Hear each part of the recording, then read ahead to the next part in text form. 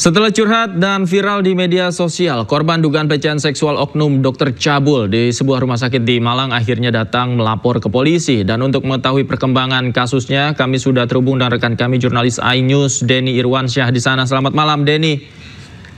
Apakah proses laporan saat ini masih berlangsung di sana? Baik Davi, hingga Jumat malam ini proses laporan masih berlangsung. Setelah korban tadi melengkapi di SPKT dan sekarang sedang dimintai keterangan di unit perlindungan perempuan dan anak. Dapat saya laporkan bahwa ternyata dengan keberanian untuk berbicara dari korban Ki ini, kini ada setidaknya 3 orang perempuan lainnya yang menghubungi Ki bahwa mengaku bahwa dirinya adalah korban yang sama dari dokter yang sama, di rumah sakit yang sama dalam waktu yang berbeda. Menurut kuasa Ki kepada kuasa hukum menyatakan bahwa ketiga korban tambahan ini akan segera bergabung dan ikut melaporkan pelecehan seksual yang dilakukan oleh Dr. Y. Demikian, Davi. Baik, pada pukul berapa korban datang ke Polres dan siapa saja yang ikut mendampingi, Denny? Baik, untuk sementara korban yang datang baru korban Ki. Sore tadi baru mendarat dari Bandung dan diperkirakan nyampe di sini sekitar pukul 5 sore dan langsung menjalani beberapa serangkaian pemeriksaan dan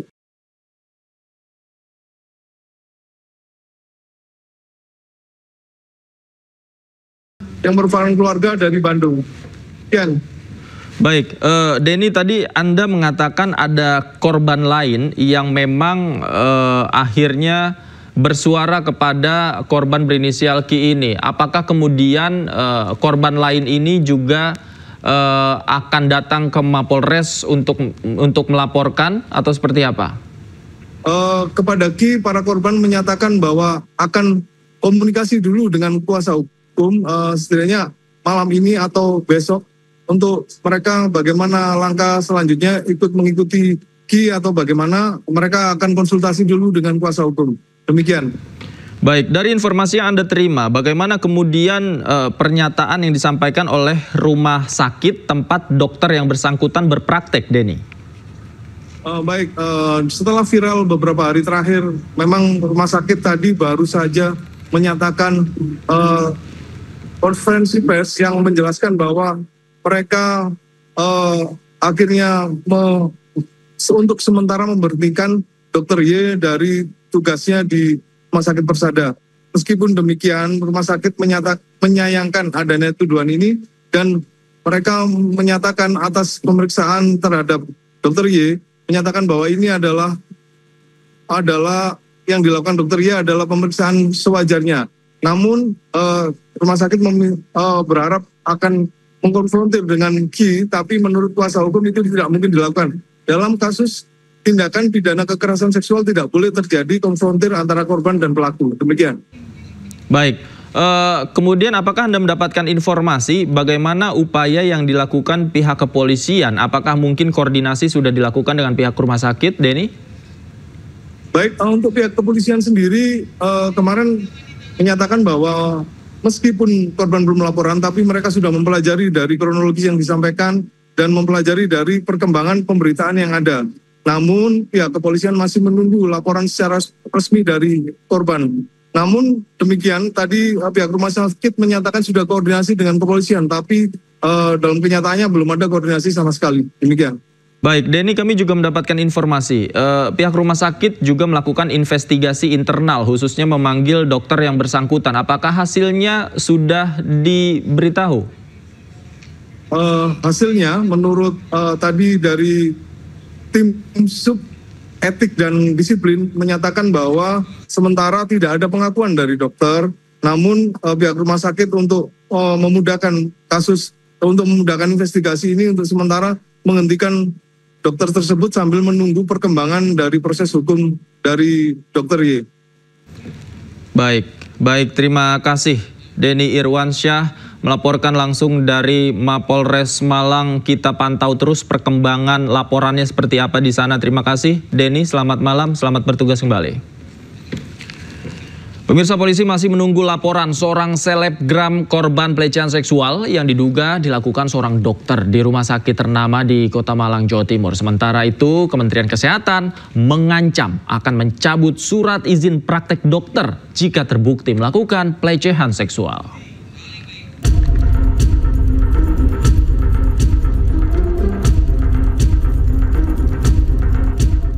Seorang selebgram asal kota Bandung berinisial Q mengunggah kronologi dugaan pencabulan yang dilakukan oknum dokter di salah satu rumah sakit di Kota Malang, Jawa Timur. Dalam unggahannya, Q mengaku menjadi korban oknum dokter dengan modus periksa detak jantung, namun memintanya menanggalkan seluruh pakaian selama proses pemeriksaan. Tidak hanya itu, dalam pengakuannya, oknum dokter juga dengan sengaja diduga menyentuh area sensitif korban dan berusaha merekam menggunakan ponsel.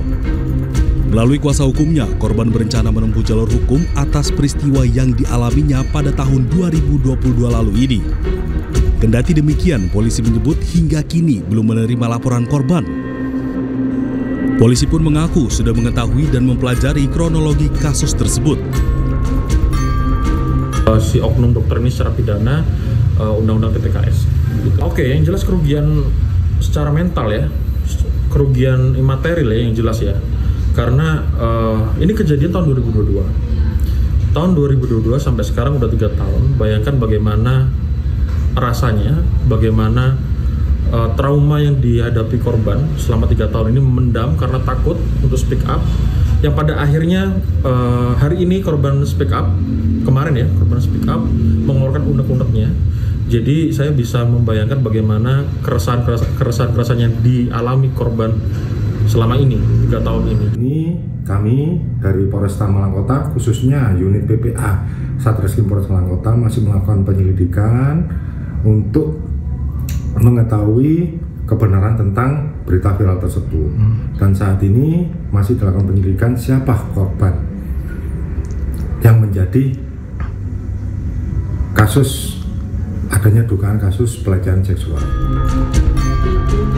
Sementara itu, Ikatan Dokter Indonesia menyebut akan memberikan sanksi tegas jika pelaku terbukti bersalah. Begitu juga dengan Kementerian Kesehatan yang mengancam akan mencabut surat izin praktek dokter jika terbukti melakukan pelecehan seksual. Itu mencederai sumpah dokter. Sumpah dokter kan memberikan pelayanan. Dari zaman dulu saya juga dokter, saya juga belajar kedokteran. Jadi saya tahu bagaimana kita dididik etika untuk menjalankan profesi ini. Apalagi kalau ada kegiatan-kegiatan yang bersifat asusila, maka nanti ini akan ditindaklanjuti tidak hanya dari aspek etikanya, tetapi akan ditindaklanjuti dari aspek hukum dan aspek legalitas aturan-aturannya. Sebelumnya, kasus pelecehan yang diduga dilakukan seorang oknum dokter diduga terjadi di salah satu rumah sakit ternama di Kota Malang, Jawa Timur. Kasus ini mencuat setelah unggahan akun Instagram korban viral di media sosial. Dari Kota Malang, Jawa Timur, Denny Irwansyah, iNews melaporkan. Di tengah proses hukum yang sedang dijalani pelaku pemerkosaan, dokter residen anestesi Unpad terhadap keluarga pasien di Rumah Sakit Hasan Sadikin Bandung, muncul fakta baru. Salah satu satpam Rumah Sakit Hasan Sadikin diduga mengetahui peristiwa pemerkosaan yang dilakukan pelaku terhadap korban.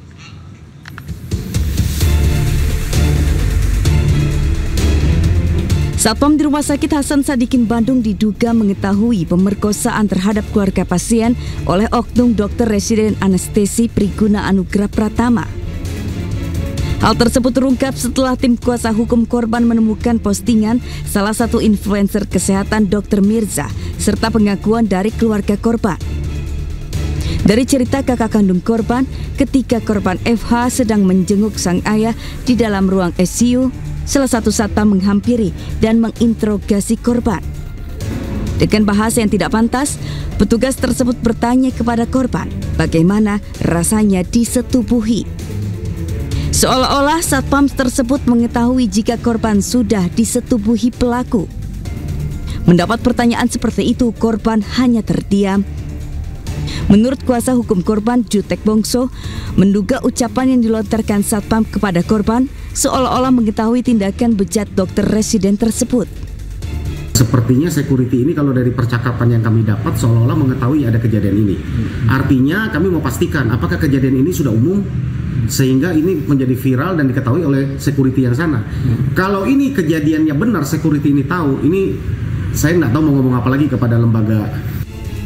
Sebelumnya, Dr. Residen RSHS dari Program Pendidikan Dokter Spesialis Unpad, Priguna Anugrah Pratama, diduga melakukan pemerkosaan terhadap penunggu pasien di RSHS. Pelaku sudah ditetapkan menjadi tersangka dan dijerat Undang-Undang Tindak Pidana Kekerasan Seksual dengan ancaman 12 tahun penjara. Dari Bandung, Jawa Barat, Billy Maulana, iNews melaporkan.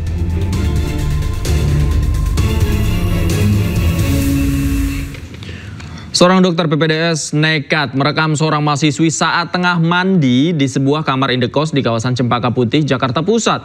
Korban yang menangkap basah perbuatan sang dokter langsung mengamankan pelaku dan membawanya ke kantor polisi.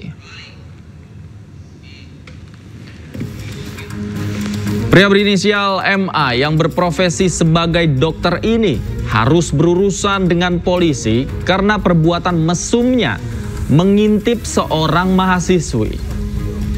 Tak hanya mengintip, pelaku bahkan nekat merekam setiap adegan korban membasuh tubuhnya di kamar mandi.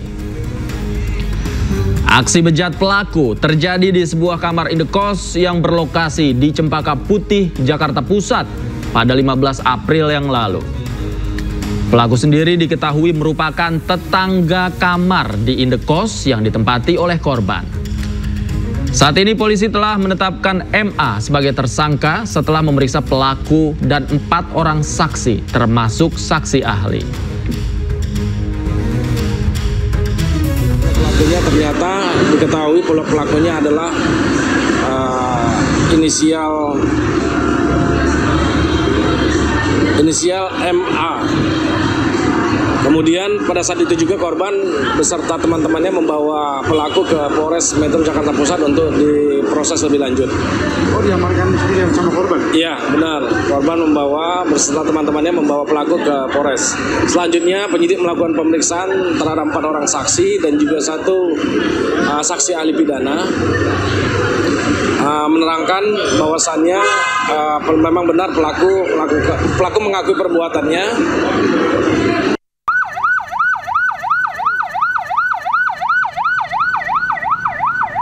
Kita Pak. Ya. Untung dia kuat.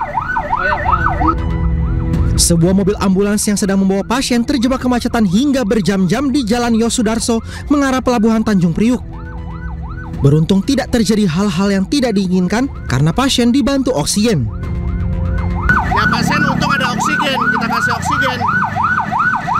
Ya komplikasi, ada gula, kolesterol. Ini berarti kemacetan terparah ya Pak ya? Iya. Oke, harapannya seperti apa? Kemungkinan harus lebih diperhatikan lagi lah keluar masuk tol karena unit kita ambulan bawa pasien nggak bisa, namanya keadaan macet total, berhenti total, kita nggak bisa. Tidak hanya di jalan arteri, kemacetan parah juga terjadi di jalan tol akses Tanjung Priuk sejak Kamis dini hari. Bahkan kemacetan yang terjadi di jalan tol mencapai 9 km. Kemacetan ini membuat aktivitas warga terganggu. Jarak tempuh perjalanan angkutan umum yang harusnya singkat molor hingga berjam-jam. Saya tadi berangkat dari 7:30 sampai sini sekitar jam 9-an. Itu dari mana Mbak 7:30 tadi? Dari arah Rawasari, Kayu Putih. Nah itu biasanya berapa jam sih kalau nggak macet dan kalau macet berapa tadi? Biasanya 40 menit udah nyampe, tapi sekarang udah lebih 1,5 jaman. Ini menurut Anda sering lewat ini ya, ini sangat terparah seperti apa yang Pak rasain? Ini yang paling terparah sih. Kemacetan parah ini diduga akibat adanya peningkatan aktivitas bongkar muat di Pelabuhan Tanjung Priuk. Dari Jakarta, Sofyan Firdaus, iNews melaporkan. Pemirsa, dari pantauan udara, lalu lintas sangat padat di ruas jalan tol Wiyoto Wiono menuju Tanjung Priuk. Situasi ini merugikan sejumlah supir truk.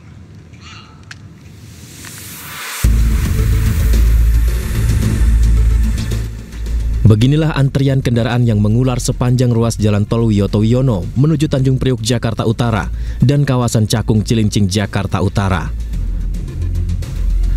Kemacetan horor sempat mengepung Jakarta Utara. Pantauan dari udara, lalu lintas di ruas tol dipadati kendaraan yang didominasi truk-truk besar. Sementara sejumlah mobil pribadi juga ikut terjebak kemacetan di tol ini. Kemudian lalu lintas dari arah barat atau dari Pluit dan Ancol mengarah ke Priuk juga terjadi kepadatan. Kemacetan yang terjadi sejak Rabu malam ini akibat penumpukan depo peti kemas untuk melakukan ekspor dan impor barang pasca Lebaran dan menjelang libur panjang. Kemacetan parah ini dikeluhkan sopir-sopir truk. Selain karena harus mengantri dengan waktu yang sangat lama, akibat antrian ini tiket gate pass akhirnya melebihi masa berlaku 24 jam dan harus diperpanjang ulang hingga mengeluarkan biaya lagi. Pagi kemarin. Pak, itu dari mana Bang? Dari Marunda. Paginya itu jam berapa Bang? Jam 7-an. Baru sampai sini? Baru sampai sini sekarang jam berapa?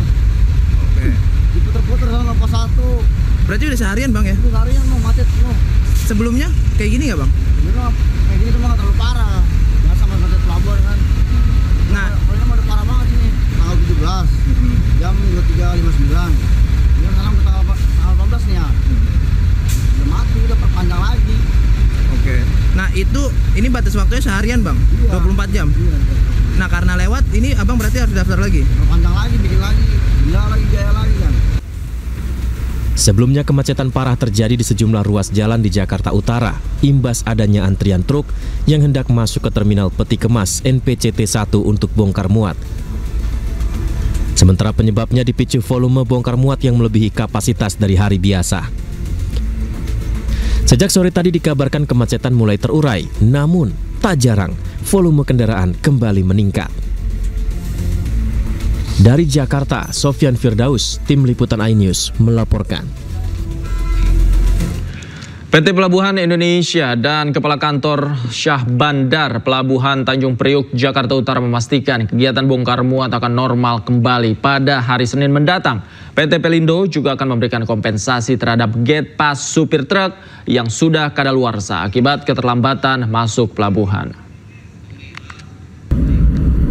Bapak Ibu sekalian, terkait dengan aktivitas hari ini, memang khusus untuk MPCT 1 di tanggal 16 menjelang 17 kemarin memang ada persamaan 3 kapal yang tiba di MPCT 1 sehingga terjadi peningkatan volume bongkar muat mencapai di atas 4.000. Ini sehingga menyebabkan terjadi aktivitas yang cukup tinggi yang kita sama-sama tahu akhirnya terjadi kemacetan di MPCT 1 berimbas sampai ke luar. Untuk hari ini ada jadwal kapal, memang 3 kapal yang saat ini sudah tiba 2 kapal, namun yang 3 kapal yang kemarin itu 2 sudah berangkat, satunya nanti yang ini sudah berangkat juga. Jadi nanti akan 3 kapal. Namun Bapak Ibu sekalian, kami juga bersama-sama dengan teman-teman dari Pelindo, kemudian dengan Polres, kami melakukan meeting untuk memitigasi terhadap 3 kapal ini jangan sampai terjadi seperti yang beberapa hari kemarin.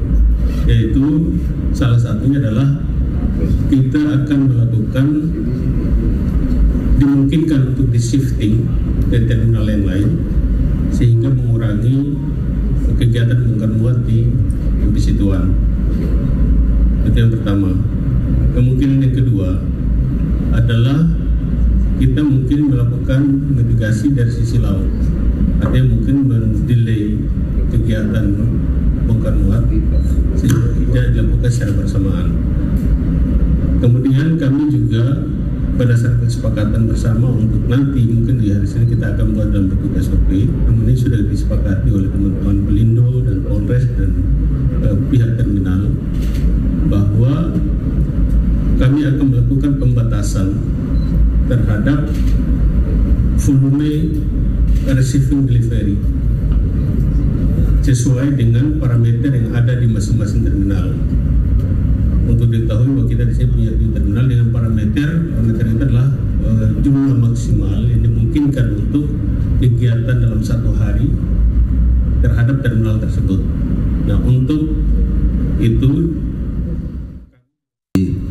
pertanyaannya apakah ada kompensasi untuk teman-teman. Jadi tadi disampaikan bahwa Pak KSOP menyampaikan pertama kita kompensasi terhadap hal-hal yang memang seperti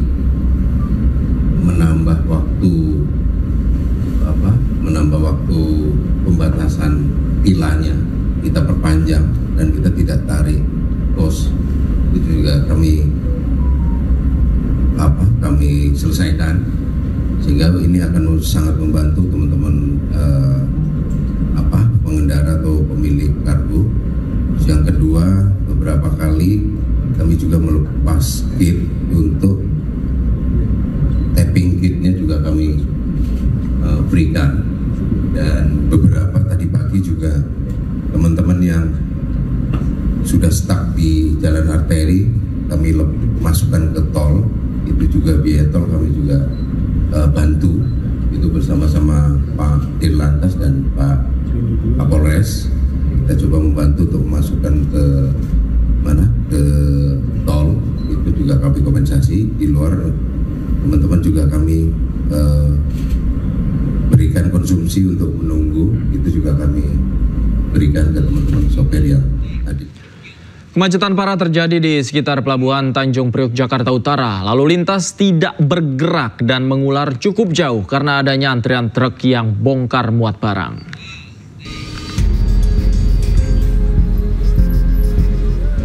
Kemacetan parah hingga berjam-jam terjadi di kawasan Tanjung Priok, Jakarta Utara.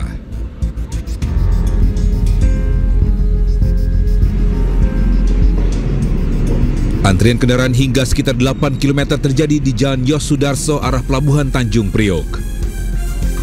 Kendaraan bahkan mengular hingga di depan kantor Priok Terminal Container One. Tidak hanya di jalan arteri, kecematan parah juga terjadi di jalan tol akses Tanjung Priok sejak Kamis dini hari hingga saat ini.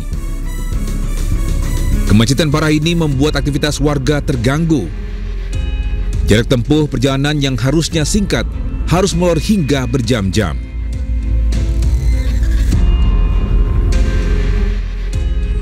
Kemacetan panjang ini diakibatkan dari antrian bongkar muat karena tingginya volume aktivitas bongkar muat pasca Lebaran dan libur panjang.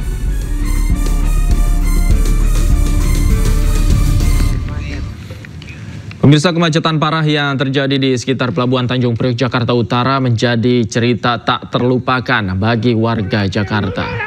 Saya juga mau pulang. Ya, bau ya? Ya!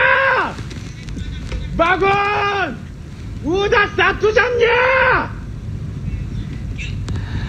Kemacetan parah membuat salah seorang warga ini marah-marah karena tak bisa pulang ke rumah dan terjebak macet selama berjam-jam.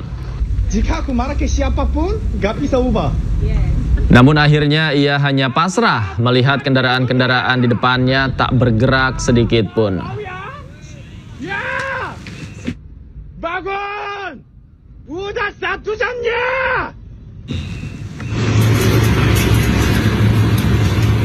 Sementara itu, seorang pasien yang hendak dibawa ke rumah sakit Koja terpaksa diturunkan di jalan dan didorong menggunakan tandu oleh petugas medis karena ambulans yang ditumpanginya terjebak kemacetan parah di Tanjung Priok, Jakarta Utara. Peristiwa ini terjadi tepat di jalur lambat dekat gerbang tol Koja Barat.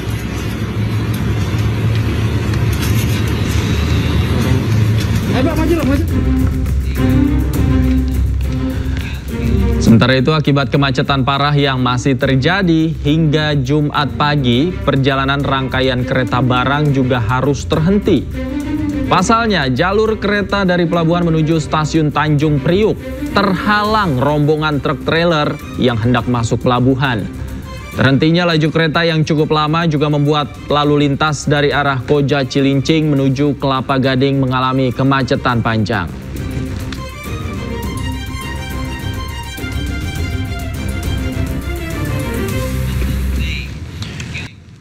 Kembali di Newsroom, pemirsa, dianggap mengganggu psikologi serta mencemarkan nama baik keluarga. Akhirnya mantan Gubernur Jawa Barat Ridwan Kamil melaporkan model majalah dewasa Lisa Mariana ke Barreskrim Polri.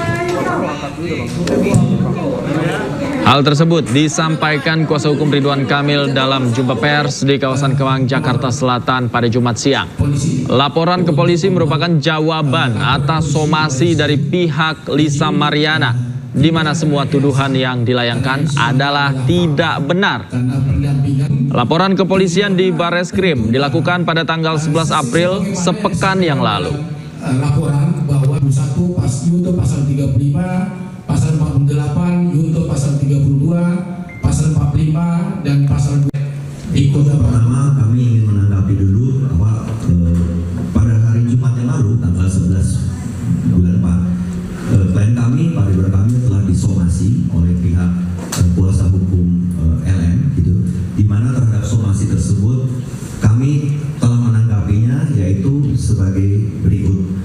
Pertama, klien kami menolak seluruh dalil-dalil dalam klaim dalam somasi tersebut karena tidak pernah klien kami memiliki hubungan hukum apapun sebagaimana yang diklaim oleh saudari LM. Kemudian kedua, kami mempersilahkan kepada tim kuasa hukum LM atau kepada LM untuk melakukan upaya-upaya hukum yang sesuai prosedur. Dan ketiga, klien kami telah mencadangkan haknya untuk melakukan upaya hukum terhadap siapapun yang telah melakukan fitnah, merusak reputasi, dan melakukan tekanan psikologis maupun sosial baik kepada klien kami ataupun kepada keluarga klien kami. Sebelumnya, pasangan Lisa Mariana angkat bicara terkait kekisruhan ayah biologis anak Lisa Mariana. Pasangan Lisa membantah bahwa anak Lisa adalah anak Ridwan Kamil.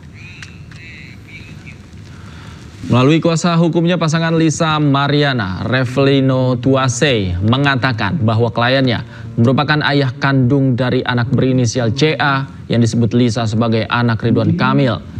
Keterangan ini dibuat agar tidak ada informasi yang simpang siur dan merugikan sejumlah pihak. 2025 bahwa anak yang dilahirkan yang berinisial LM bernama atau yang berinisial CA menurut pengakuan klien kami adalah hasil hubungan dengan LM, ya. Klien kami atau yang biasa dipanggil Ino sangat yakin dan memastikan dirinya 100% sebagai ayah kandung dari balita yang berinisial CA yang selama ini diklaim sebagai anak Ridwan Kamil oleh Lisa Mariana. Perkenalan klien kami dan LM terjadi pada awal tahun 2021 di kafe milik klien kami sendiri di Pamulang, Tangerang Selatan. Kemudian pada bulan Maret tahun 2021 klien kami dan LM pergi ke sebuah tempat hiburan malam di kawasan SCBD Jakarta Selatan, ya. Kemudian dalam kondisi mabuk, klien kami dan LM menginap di sebuah hotel yang berada di Sentul, Kabupaten Bogor. Disinilah klien kami pertama kali mengaku berhubungan badan dengan LM. Jadi pertama kali klien kami berhubungan badan dengan LM itu di tahun 2021 bulan Maret. Ya. Kemudian pada Mei 2021, LM memberi kabar bahwa dia sedang hamil dengan usia kandungan 1 bulan. Ya. Dan ia menyebutkan bahwa bayi yang dikandungnya merupakan anak daripada klien kami. Ya. LM meminta kepada klien kami untuk mendampingi selama masa kehamilannya. Dan klien kami sempat mendatangi LM yang sedang berada di rumah temannya yang tinggal di kawasan Pondok Cabe. Kepada klien kami, LM ingin ditemui karena sedang mengidam dan beralasan hal tersebut. Dugaan perselingkuhan yang menjerat mantan Gubernur Jawa Barat Ridwan Kamil dengan model majalah dewasa Lisa Mariana terus bergulir. Usai Lisa Mariana mengaku memiliki anak dari Ridwan Kamil, kini pasangan Lisa Mariana membantah bahwa anak Lisa bukanlah anak RK.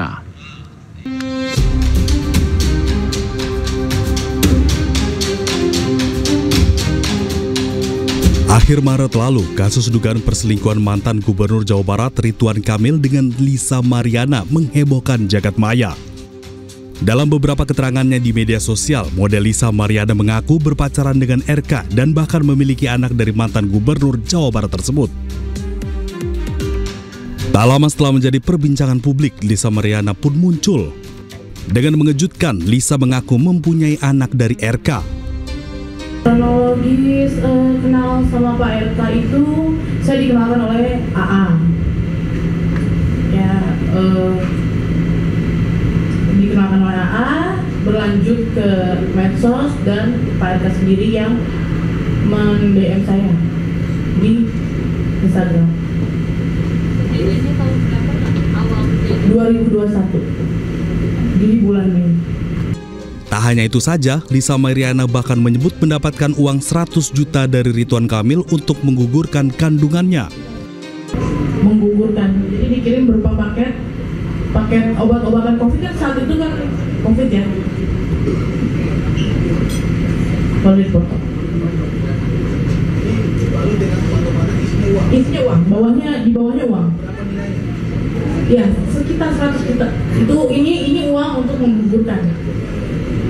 Yang saya nggak menggugurkan kandungan saya dan saya pakai untuk bertahan karena saya nggak berani pulang kala itu kan. Jadi saya sewa apartemen di daerah Jakarta. Sementara pengacara Ridwan Kamil, Muslim Jaya Butar-Butar membantah tuduhan Lisa Mariana. Enggak, itu bohong, tidak ada. Karena mekanisme kan jelas, kan begitu. Jadi sekali lagi, kami kan sudah sampaikan tadi bahwa proses tes DNA seyogianya, ingat sekali lagi, seyogianya itu melalui proses pengadilan. Karena itu melalui proses implikasi. Jadi bagian dari proses hukum yang akan dilakukan. Namun sekali lagi tentunya kesepakatan kedua belah pihak. Ya, kalau memang tanpa melalui pengadilan sih oke saja Pak. Hari ini saya bilang tadi, Pak RK siap untuk melakukan tes DNA. Sepekan setelah Lisa Mariana muncul ke publik, muncul pria bernama Ravelino Tuase yang mengaku sebagai ayah biologis anak Lisa. Melalui kuasa hukumnya El Manik, Ravelino membantah anak Lisa Mariana yang berinisial CA adalah anak Ridwan Kamil. Tim Liputan iNews melaporkan. Sementara itu, pemirsa, Paula Verhoeven melaporkan hakim yang menangani kasus perceraiannya ke Komisi Yudisial. Aduan yang dilayangkan Paula terkait dugaan pelanggaran kode etik oleh Majelis Hakim Pengadilan Agama Jakarta Selatan. Pasca perkara perceraiannya dengan Baim Wong diputus oleh Majelis Hakim Pengadilan Agama Jakarta Selatan, Paula Verhoeven bersama tim kuasa hukumnya menyambangi kantor Komisi Yudisial di kawasan Jakarta Pusat. Paula melaporkan dugaan pelanggaran kode etik dan pedoman perilaku hakim yang dilakukan oleh hakim pada Pengadilan Agama Jakarta Selatan. Menurut Paula, majelis hakim keliru dalam mempertimbangkan putusan dan juga terlapor. Sambil terisak menangis, Paula mengaku sedih atas fitnah yang disampaikan dalam salah satu dalil yang menyebutkan Paula telah menjalin hubungan di luar pernikahan atau berselingkuh dengan orang ketiga.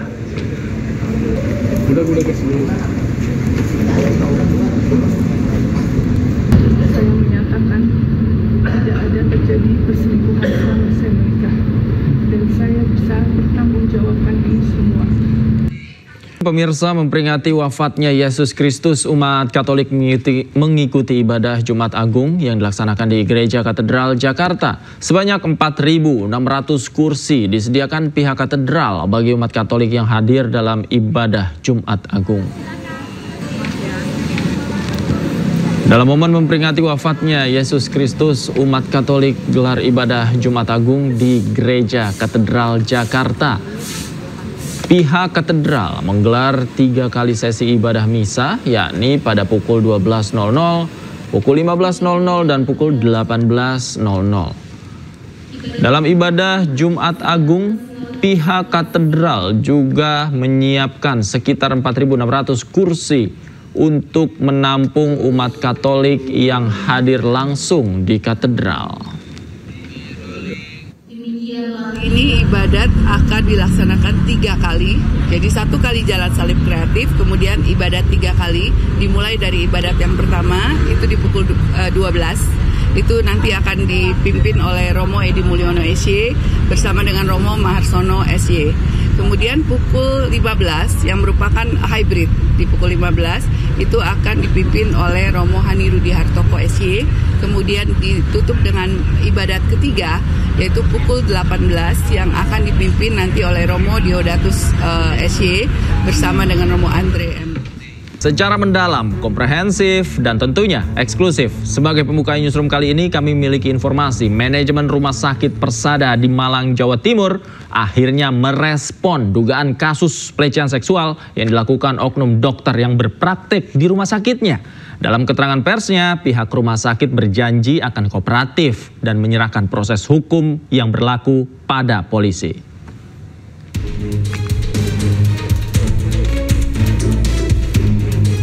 Pihak rumah sakit akan kooperatif dalam membantu aparat keamanan mengungkap dugaan pelecehan yang dilakukan oknum dokter yang berpraktik di Rumah Sakit Persada. Transparansi dan investigasi juga telah dilakukan, termasuk memanggil dokter yang bersangkutan untuk dimintai keterangan. Manajemen rumah sakit juga telah menonaktifkan dokter yang bersangkutan sambil menunggu proses hukum yang berjalan di kepolisian. Yang kedua, penanganan serius dan transparan. Kami telah melakukan penyelidikan internal terhadap dugaan tersebut. Proses penyelidikan dilakukan secara transparan dan melibatkan pihak yang berwenang. Sejalan dengan komitmen kami terhadap etika dan profesionalisme, beliau telah dinonaktifkan sementara dari pelayanan rumah sakit sambil menunggu proses hukum yang sedang berjalan. Penyerahan kasus kepada pihak berwenang. Persada Hospital telah berkoordinasi dan mendukung sepenuhnya kepada pihak kepolisian untuk mengusut tuntas kasus ini.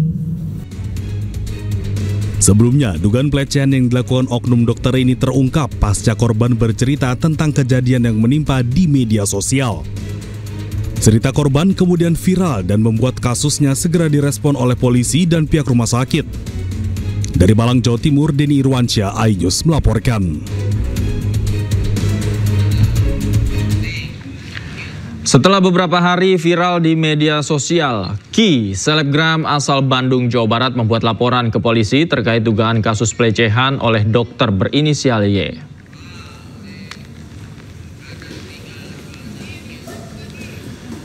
Inilah Ki, selebgram asal Bandung yang tiba di Kota Malang dan langsung mendatangi unit perlindungan perempuan dan anak Satreskrim Polresta Malang Kota Jumat sore. Didampingi keluarga dan kuasa hukumnya, Ki membuat laporan dugaan pelecehan yang dilakukan oleh oknum dokter berinisial Y.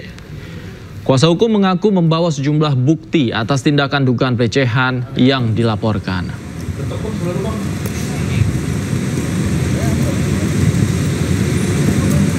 Dengan terpaksa kita akhirnya melaporkan dokter yoga ini ke pihak kepolisian di Polresta Malang. Karena ternyata setelah pemberitaan dan beberapa statement-statement kita pikir dokter ini merasa bersalah kemudian menyerahkan diri, tapi nyatanya enggak. Jadi dengan terpaksa kita mengambil upaya hukum, kita bikin laporan hari ini. Kita laporan mengenai undang-undang kekerasan seksual ya, mengenai kekerasan seksual yang terjadi, pelecehan seksual yang terjadi, yang terjadi pada klien kami pada tahun 2022 kemarin. Mendukung target Indonesia bebas emisi di tahun 2060, PT PLN berkomitmen meningkatkan pemanfaatan energi baru dan terbarukan melalui teknologi berbasis hidrogen. Komitmen ini tercermin dalam dukungan PLN pada penyelenggaraan acara Global Hydrogen Ecosystem Summit 2025 yang digelar di Jakarta pada Selasa yang lalu. Warahmatullahi wabarakatuh. Selamat pagi. Sebagai salah satu perusahaan energi utama di Indonesia, PT PLN terus menunjukkan komitmen mendukung perkembangan energi baru dan terbarukan. Salah satunya dengan mendukung pengembangan teknologi berbasis hidrogen dalam acara Global Hydrogen Ecosystem Summit 2025. Pemanfaatan hidrogen sebagai sumber energi bersih yang dijalankan secara komprehensif menjadi strategi Indonesia mencapai target emisi nol bersih atau net zero emission pada tahun 2060. Presiden Prabowo telah mencanangkan Asta Cita yang kedua maupun yang kelima. Yang pertama itu berbicara tentang kedaulatan swasembada energi. Di dalamnya di situ adalah energi hijau, energi baru terbarukan, dan hidrogen merupakan bagian daripada visi besar Bapak Presiden. PLN pun berkomitmen mendukung teknologi hidrogen di Indonesia dengan mengoptimalkan potensi kelebihan pasokan hidrogen dari 28 lokasi pembangkit listrik PLN di Indonesia. Perbandingannya adalah seperti ini: 1 kilometer mobil Innova kalau menggunakan bensin biayanya Rp1.300 per kilometer. Kalau pakai mobil listrik, kalau home charging biayanya sekitar Rp300 per kilometer. Kalau pakai SPKLU harganya Rp550 per kilometer. Nah, kalau pakai hidrogen dari PLN, karena ini excess supply Bapak, tidak ada investasi pembangkit, tidak ada investasi elektrolisis, ini hanya Rp550 per kilometer. Jadi lebih murah daripada pakai bensin karena hidrogennya setengah gratis gitu. Pengembangan hidrogen di Indonesia tak hanya menyangkut teknologi semata, tetapi juga secara kolaboratif menciptakan peluang ekonomi baru seperti industri hijau, penciptaan lapangan kerja ramah lingkungan, serta peningkatan kesejahteraan masyarakat. Dari Jakarta, Amri Narida, Muhammad Koridin, iNews melaporkan.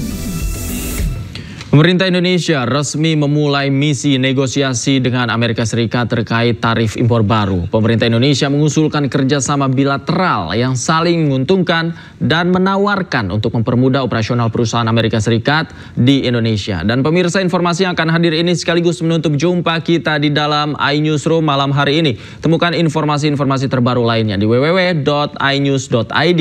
Dan cuplikan tayangan berita iNews dapat Anda saksikan di kanal YouTube @official iNews. Akhir kata, saya Davi Pratama pamit undur diri. Terima kasih, selamat malam, selamat berakhir pekan, sampai jumpa.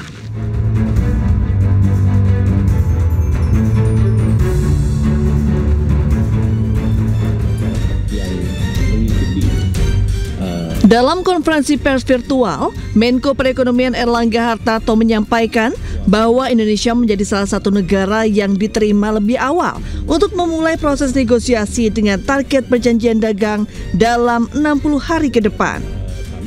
Sejumlah pertemuan penting telah dilakukan delegasi Indonesia. Dalam pembahasan awal, Indonesia mengusulkan kerjasama bilateral yang saling menguntungkan dengan pemerintah RI. Salah satunya Indonesia juga akan mempermudah iklim bisnis yang aman bagi perusahaan AS yang beroperasi di dalam negeri. Bahwa Indonesia akan meningkatkan pembelian energi dari Amerika Serikat, antara lain LPG, kemudian juga crude oil dan gasolin. Juga Indonesia berencana untuk terus memberi produk agriculture, antara lain gandum, soybean meal, dan juga Indonesia akan meningkatkan pembelian barang-barang modal dari Amerika. Kemudian Indonesia juga memfasilitasi perusahaan-perusahaan Amerika Serikat yang selama ini beroperasi di Indonesia. Sebelumnya, pemerintah Amerika mengumumkan bahwa ekspor dari Indonesia akan terkena tarif 32%, namun akan ditunda selama 90 hari demi membuka ruang negosiasi.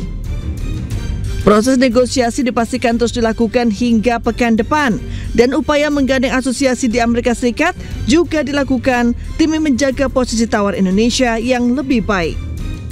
Tim iNews.